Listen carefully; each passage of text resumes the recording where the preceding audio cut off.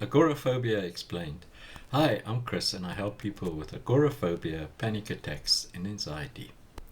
For some people, leaving home can be a reason to panic. Translated from Greek as fear of the marketplace, agoraphobia refers to a fear of any place where escape may be difficult, including large open spaces or areas with crowds, as well as various means of travel. People with agoraphobia may avoid situations such as being alone outside of their home, traveling in a car, a bus, an airplane, being in a crowded area, being in enclosed places such as shops and cinemas, and being on a bridge or in an elevator. People with agoraphobia fear such situations because they focus on thoughts that escape might be difficult in the event of an emergency, or that help might not be available if they were to develop a panic-like or other embarrassing system. They feel high discomfort and stress and may require another person's company in such situations. For agoraphobia to be considered as a diagnosis, the agoraphobic situations must almost always be created by fear or anxiety that are out of proportion to the actual danger posed. The distress typically lasts for a minimum of 6 months, and in the most severe cases, people with agoraphobia are completely unable to leave their home. Approximately 1.7% of adolescents and adults are diagnosed with agoraphobia.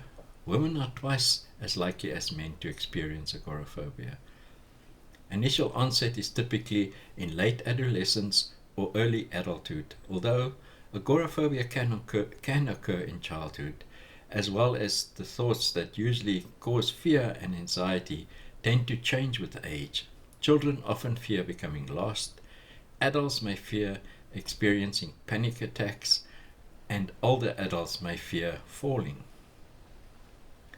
Agoraphobia often accompanies other anxiety disorders such as panic disorders or a specific phobia or depressive disorders. A panic disorder, panic attacks reoccur, and a person develops an intense fear of having another attack.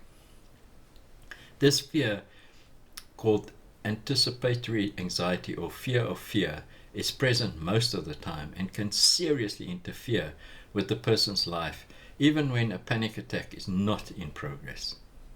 The majority of people with panic disorders show signs of agoraphobia and anxiety before they develop into a panic disorder. Typically, people with agoraphobia restrict themselves a zone of safety that may include only their homes or the immediate neighborhood. Any movement beyond such a zone creates mounting anxiety. People with agoraphobia can be seriously disabled by their condition. Some are unable to work, and they may rely heavily on other family members to do their shopping and household errands, as well as accompany the affected person on rare excursions outside of their safety zone. People with agoraphobia may become housebound for years, resulting in impairment of their relationships. It has been estimated that more than 1/3 of people with agoraphobia do not leave their home and are unable to work.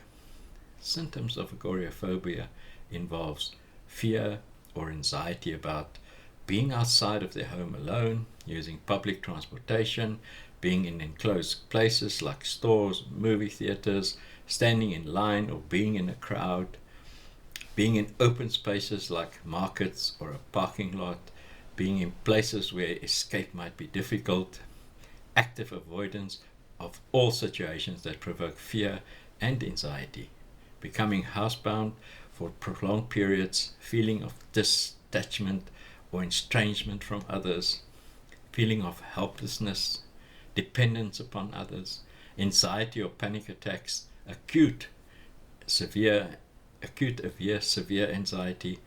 A person may be prescribed as having agoraphobia if other mental disorders or medical conditions do not provide a better explanation for the symptoms. Additionally, it is common for people with agoraphobia to also be alcohol abusive and use any medication as a way of coping with their distress. And I really want to put an important message out to everybody, that should you have somebody in your family suffering from agoraphobia, please understand it, learn something about the disease, prepare yourself, help these people. It's not that they're lazy, it's not that they're acting, they really have a serious problem. You can always call me, contact me for help, but as a family member, please make an effort to understand their condition and help them. And thank you for listening. And if you like this video, hit the subscribe button below or hit the like button. And I thank you very much, and have a good day.